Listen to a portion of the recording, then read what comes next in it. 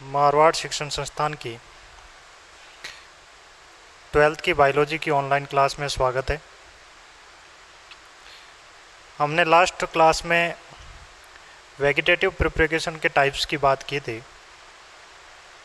थोड़ा मैं वापस रिवाइज करते हुए मैं आगे की ओर चलता हूँ। जो हमने लास्ट पढ़ा था वो याद होगा आपको कि कायिक जनन के प्रकार पढ़े थे।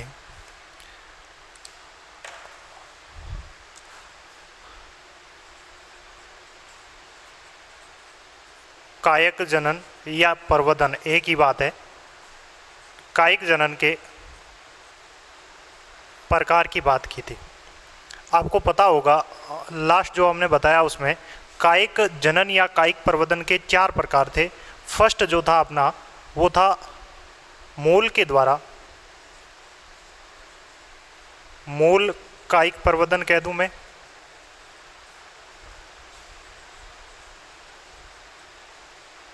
सेकंड जो हमने पढ़ा था वो था स्तंभ कायिक प्रवर्धन। और जो थर्ड पढ़ा था वो पढ़ा था हमने पर्ण कायिक प्रवर्धन। 3 ये हमने पढ़ लिया था। चौथा अपना जो एक बाकी रह गया था वो था आपका जननांगों के द्वारा, जननांगों के द्वारा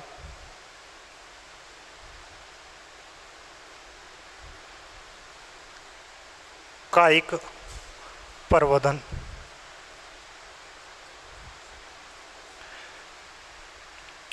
अब देखिए वेजिटेटिव प्रिपरेशन क्या होता है या वेजिटेटिव रिप्रोडक्शन क्या होता है, ये हमने लास्ट क्लास में बात कर ली थी।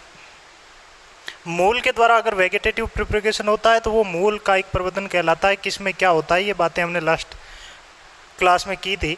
स्तंभ के द्वारा भी पढ़ लिया था और पर्ण के द्वारा भी पढ़ लिया था। आज हम जो बात कर रहे हैं जननांगों के द्वारा।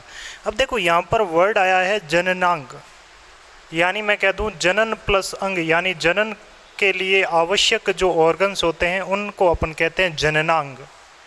और अपन बात किस में कर रहे हैं कि आवर्त बीजी प्लांट पे बात कर रहे हैं, आवर्त बीजी पादप। और कल मैंने डिटेल करवा दी थी, या जो आवर्त बीजी पादप थे वो आवर्त बीजी पादपों के क्या क्या लक्षण हैं, यानी मैं कह सकता हूँ उनमें स्पष्ट रूप से कायिक ऑर्गन के रूप में जड़ पाई जा सकती है। दूसरे में बात करूं तो स्तंभ भी पाया जाता है, और तीसरी अगर बात करूं तो पर्ण भी। इसके अलावा वेजिटेटिव प्रिपरेशन के लिए अगर बात करूं तो परतान, कांटे, जो भी कायिक पार्ट हैं वो सारे इसी में ही। हालांकि ये सारे के सारे प्रहो के भाग है, ये चीज़ें हमने पढ़ ली है। लेकिन जननांग और जनन का जो पादपों में अंग होता है जो सेक्सुअल रिप्रोडक्शन के रूप में काम में लिया जाता है, और वो होता है फ्लोवर, यानी पुष्प कह सकता हूँ मैं। और यहाँ पर जो अपना हेडिंग बता रहा है वो कह रहा है कि जननांगों के द्वारा कायिक प्रवर्धन, यानी जनन के जो अंग है उनके द्वारा, और पादपों में जनन का अंग जो है वो क्या है, फ्लोवर है।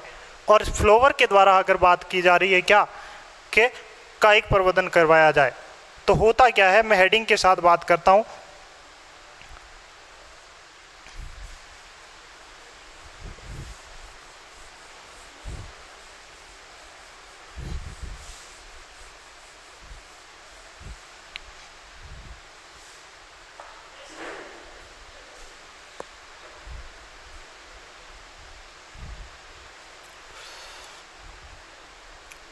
चार नंबर पर बात कर रहा हूँ मैं कायिक प्रवर्धन की, और हेडिंग थी अपनी जननांगों के द्वारा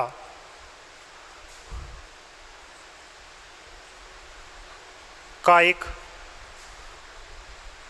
प्रवर्धन। यानी कह दूं मैं इंग्लिश में बात करें तो सेक्सुअल ऑर्गन के द्वारा वेजिटेटिव प्रिपरेशन अब देखो इसके अंदर बात आगे की ओर मैं करता हूँ। डेफिनेशन की बात करूँ या नोट के रूप में लिखने की बात करूँ तो ये लिख सकते हैं अपन कि कुछ आवर्तबीजी पादपों में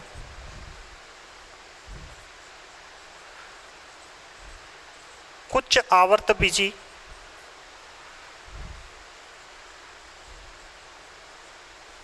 पादपों में पुष्प कलिकाओं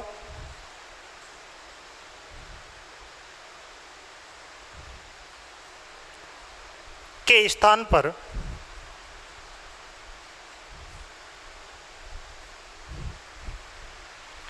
कुछ आवर्तबीजी पादपों में पुष्प कलिकाओं के स्थान पर बहुकोशिकीय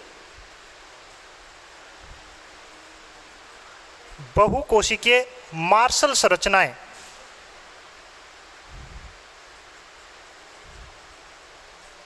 मार्शल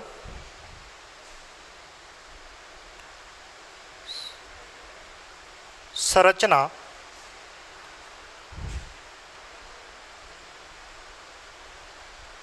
पत्र प्रकलिकाएं,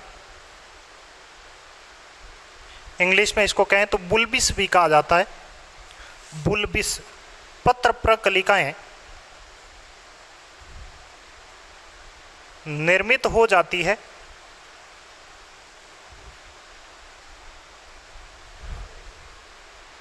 ध्यान दीजिएगा, हमने बात जो की है जननांगों के द्वारा बात कर रहे हैं वेगेटेटिव प्रोपेगेशन का, और वेगेटेटिव प्रोपेगेशन मैंने बात कर रही थी कि अलैंगिक जनन की बात कर रहे थे, और उसमें केवल एक ही चीज़ होती है कि कायिक भागों के द्वारा जो जनन होता है उसे अपन कायिक प्रवर्धन की बात कर रहे हैं।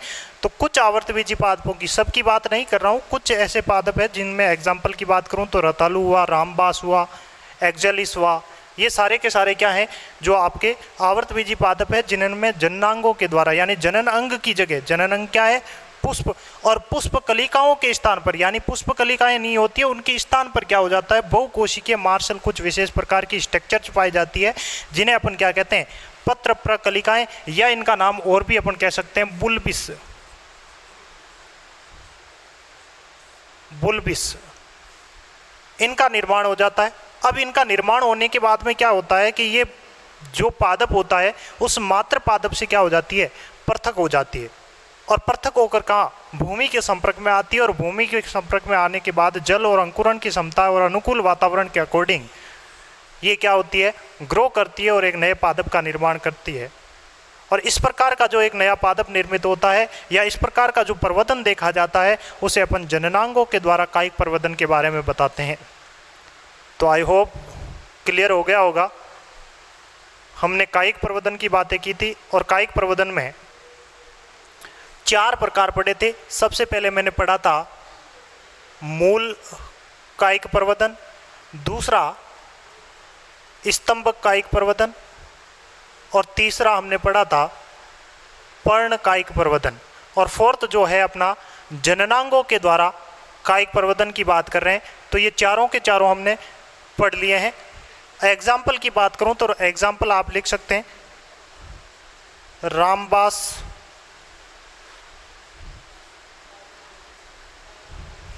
रतालू,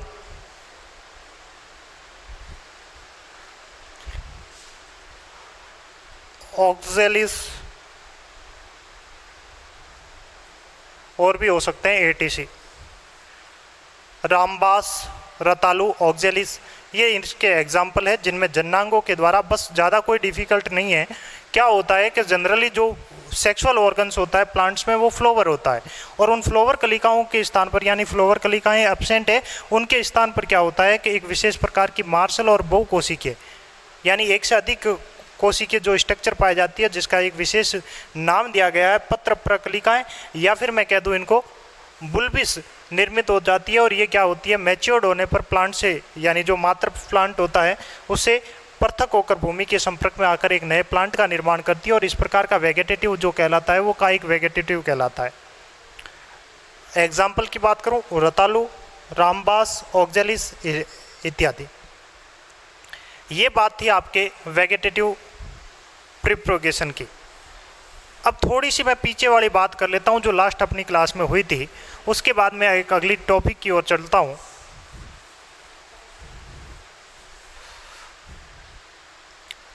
देखिए,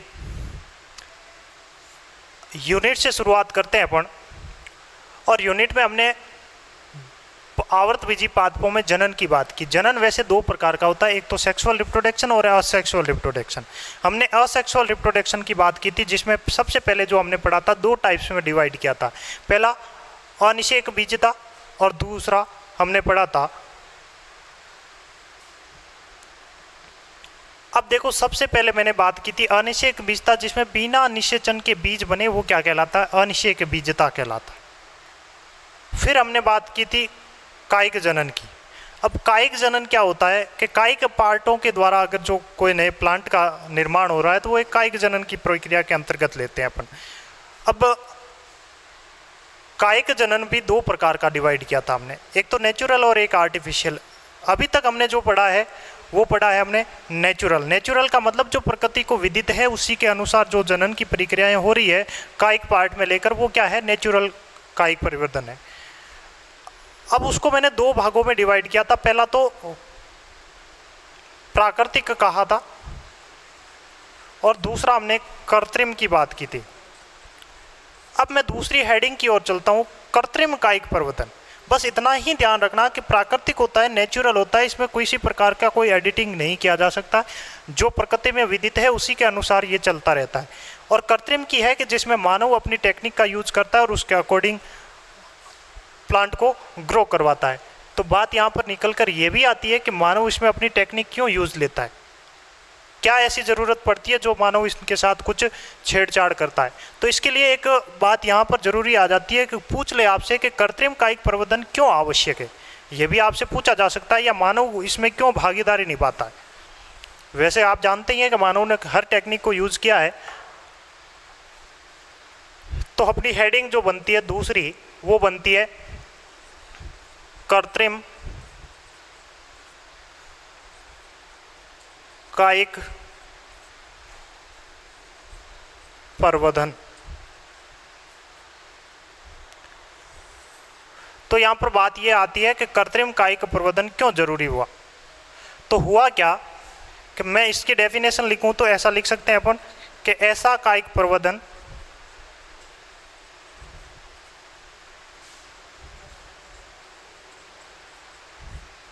जिसे संपन्न करवाने हेतु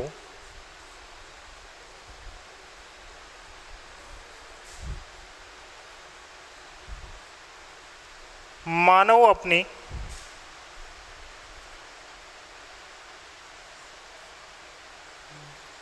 गतिविधियों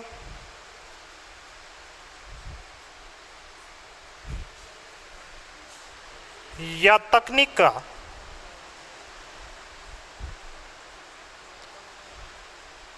उपयोग करता हो,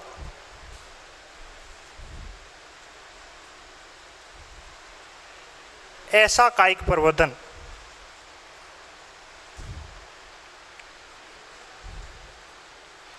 ऐसा कायिक प्रवर्धन कृत्रिम कायिक परिवर्तन कहलाता है।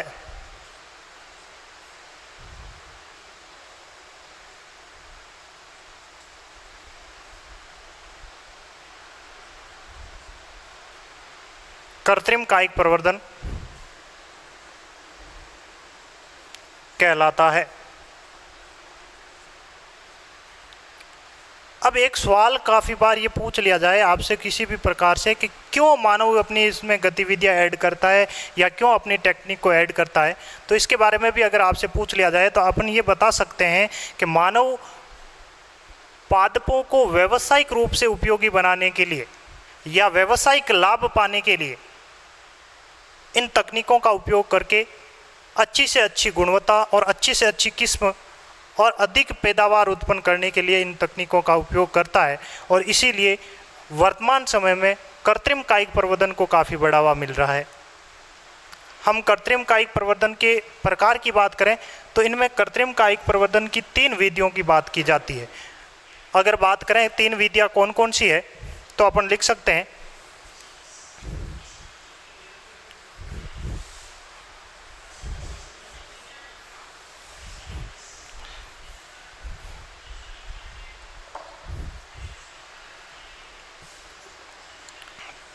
कृत्रिम कायिक प्रवर्धन की अगर विधियों की बात करूं तो 3 विधियां हैं। पहली बात आती है कर्तन यानी कटिंग कह सकता हूं मैं। दूसरी बात करूं तो लेयरिंग आती है यानी मैं कह सकता हूं कि दाब लगाना विधि। और तीसरी की बात करूं तो रोपण विधि आती है। तीनों के नाम ही सब कुछ बता देते हैं। कर्तन का मतलब काटना, किसी टुकड़े को काटकर किसी अन्य स्थान पर अगर कोई ग्रो करवाया जाए तो वो और काटा सदैव मानव की प्रक्रियाओं के द्वारा ही जाता है किसी औजार के माध्यम से। दाब लगाना, अब दाब 2 प्रकार का हो सकता है, एक तो वायुमंडलीय दाब के द्वारा हो सकता है और एक लैंड दाब के द्वारा हो सकता है। भूमि के दाब के द्वारा भी हो सकता है और एक वायु के दाब के द्वारा भी हो सकता है। ये आगे अपन टेक्निकों को लेकर चलेंगे जब बात करेंगे। तीसरी आती है रोपण। रोपण का मतलब एक स्थान से दूसरे स्थान पर या किसी प्लांट के ऊपर अगर किसी चीज़ को और रोपित किया जाता है तो वो रोपण विधि के अंतर्गत बात करेंगे। ये 3 मोस्टली विधि रहती है जो आपके आर्टिफिशियल वेगेटेटिव प्रोपगेशन को बढ़ावा देती है। हम सबसे पहले कटिंग विधि की बात करेंगे, कर्तन विधि की। तो अगली हेडिंग अपनी जो बनती है वो हेडिंग अपनी ये बनती है कि कर्तन विधि के द्वारा कृत्रिम कायिक प्रवर्धन। कर्तन विधि के द्वारा कृत्रिम कायिक प्रवर्धन।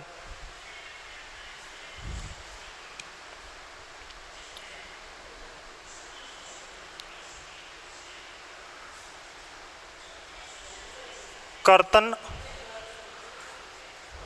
विधि के द्वारा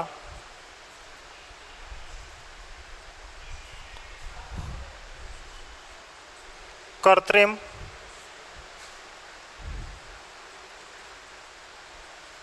कायिक प्रवर्धन।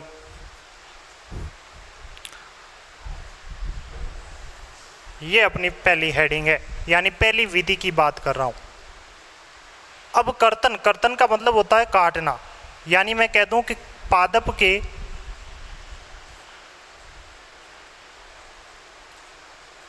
किसी भी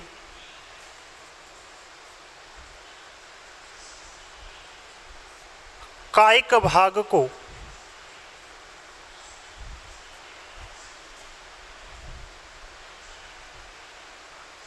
काटकर मात्र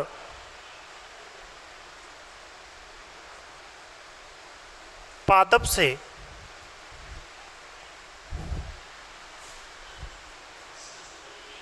पृथक करने की प्रक्रिया कर्तन कहलाती है।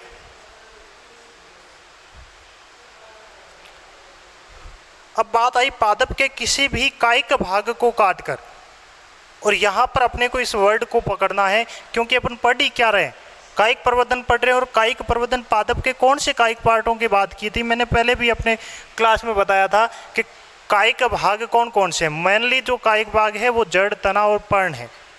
और ये बात क्या कर रहा है कि कायिक भाग को, यानी इसमें अपन बात जो करेंगे वो एक तो मूल कर्तन की करेंगे और दूसरी जो अपन बात करेंगे वो स्तंभ कर्तन की करेंगे। स्तंभ का मतलब तने को काटेंगे या तो, या किसको काटेंगे, मूल को। दोनों में से पर्ण के बारे में इसमें बात नहीं करेंगे क्योंकि पर्ण कर्तन की ज़्यादा बढ़ावे में नहीं आती है। बस पर्ण कर्तन काफ़ी कम काम में लिया जा सकता है कायिक प्रवर्धन में, और वो भी नेचुरल होता है, आर्टिफिशियल तरीके से नहीं लिया जाता है। हम बात कर रहे हैं कि तो यहाँ पर ये बात आ जाती है कि कर्तन विधि जो है वो कर्तन विधि मुख्यतः 2 प्रकार की हो सकती है। यानी मैं कह दूं कि कायिक भागों को काटने के आधार पर या कायिक भागों के प्रकार के आधार पर कर्तन विधि को 2 भागों में बांटा गया है। ये अपन कह सकते हैं कि कायिक भागों के आधार पर कर्तन विधि को कितने भागों में बांटा गया है, 2 प्रकारों में। पूछ ले कौन कौन सा, तो अपन हेडिंग लगा सकते हैं, एक तो स्तंभ कर्तन और दूसरी कौन सी हो सकती है, मूल कर्तन। यानी एक तो स्तंभ का और दूसरा किसका है, मूल का। इसमें हम लीफ की बात नहीं करेंगे, केवल क्या करेंगे, एक तो स्तंभ कर्तन की करेंगे और दूसरी किसकी करेंगे, मूल कर्तन की करेंगे। तो अपन बात करते हैं सबसे पहले स्तंभ कर्तन को लेकर।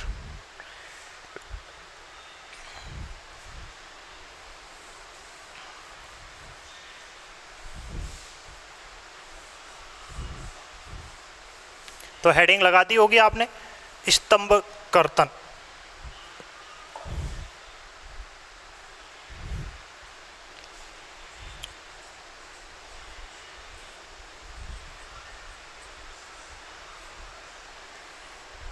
होता क्या, नाम से ही स्पष्टीकरण में आ जाता है कि पादप के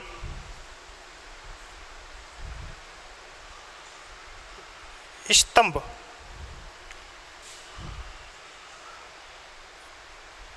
का छोटा सा भाग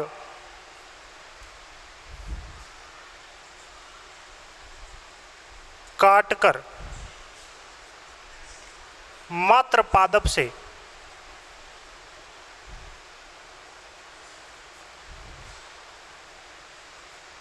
पृथक करने की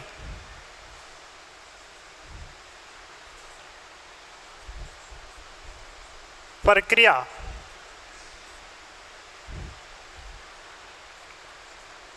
स्तंभ कर्तन कहलाती है।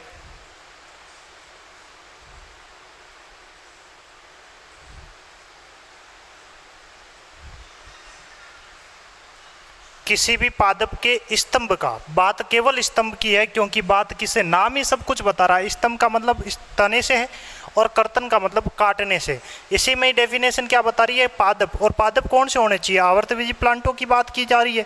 और आवर्तबीजी प्लांट दो प्रकार के होते हैं, एक मोनोकोट्स एंड दूसरा डाइकोट्स। अब किसकी बात की थी हमने, कल इसकी बातों को क्लियर किया था कि स्तंभ का छोटा सा भाग, यानी जो पर्वत कहते हैं अपन, प्रोपियोल, काटकर मात्र पादप जनक से, मात्र पादप का मतलब जनक से पृथक करने की जो प्रक्रिया है वो क्या कहलाती है, स्तंभ कर्तन कहलाती है। अब स्तंभ कर्तन किन किन पादपों में, अब होता क्या है, इसको काट के हमने क्या किया, पृथक कर लिया।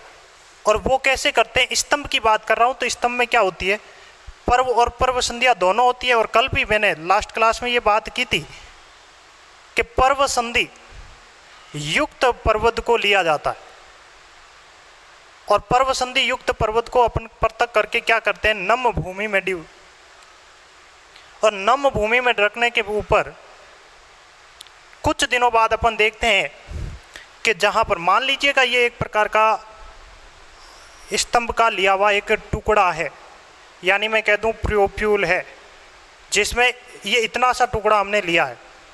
ये एक प्रकार का अपने पास स्टेम का कुछ टुकड़ा है और ये एक आपको पर्व संधि दर्शा रही है। कम से कम एक पर्व संधि तो होनी ही चाहिए, इससे ज़्यादा हो तो आपकी इच्छा है, लेकिन ज़्यादा बड़ा भी टुकड़ा नहीं होना चाहिए। अब इसको लिया हमने और इसको क्या करते हैं अपन, भूमि में रख देते हैं। और नम भूमि होना थोड़ा ज़रूरी है, क्यों, क्योंकि इस टुकड़े को अपने ग्रो करने के लिए जो भी पोषक तत्वों की रिक्वायर्ड होगी वो क्या करेगा, अपना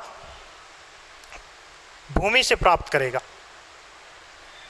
अब कुछ दिनों बाद इसके ऊपर मिट्टी डालकर अच्छी तरीके से व्यवस्थित कर दिया जाता है। और कुछ दिनों बाद ये क्या करता है, यहाँ से ये जो पर्वसंधि वाला भाग है, यहाँ से क्या होता है कि कुछ अपस्थानिक जड़ों का निर्माण होता है।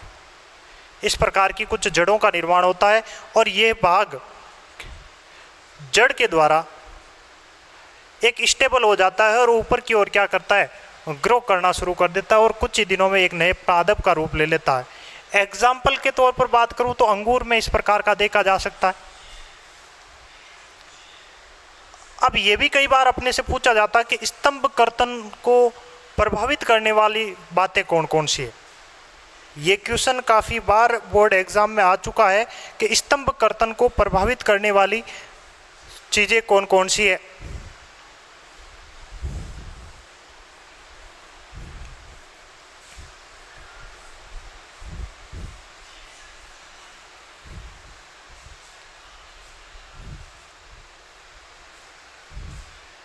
स्तंभ कर्तन को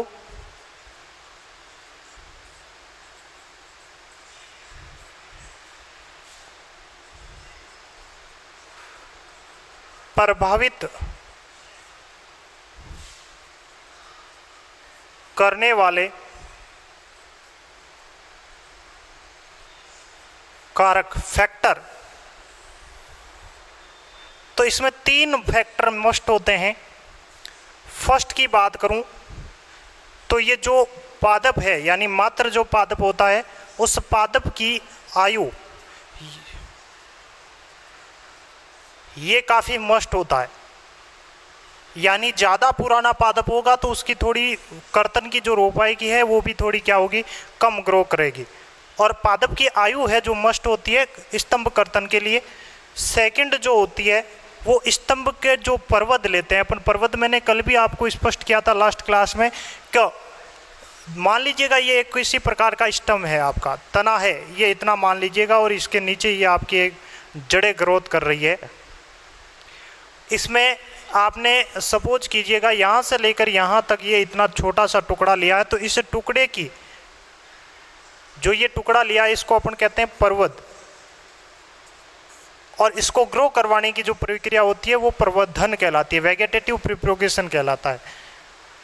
तो ये जो टुकड़ा है इसकी जो लेंथ है, यानी मैं कह दूं कि पर्वत की लंबाई, या जनरली कहें तो टुकड़े की लंबाई,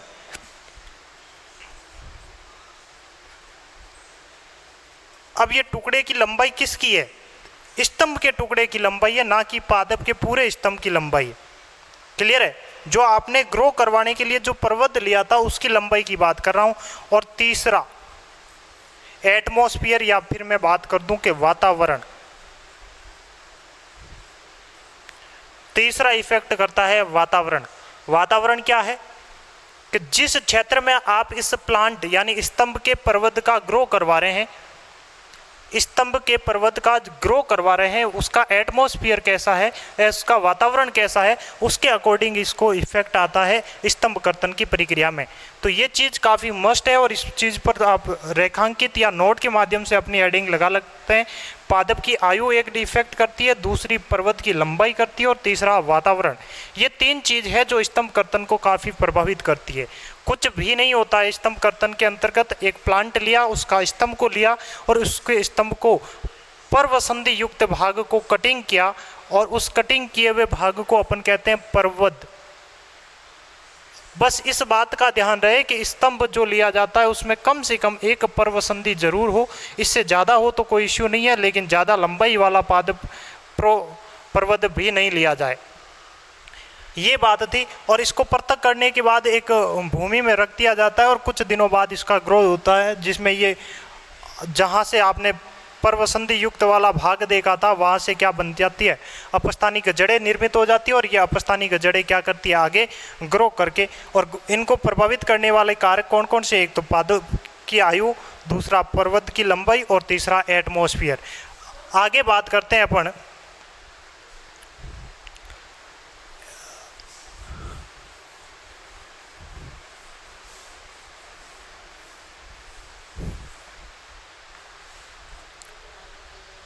एग्जाम्पल की।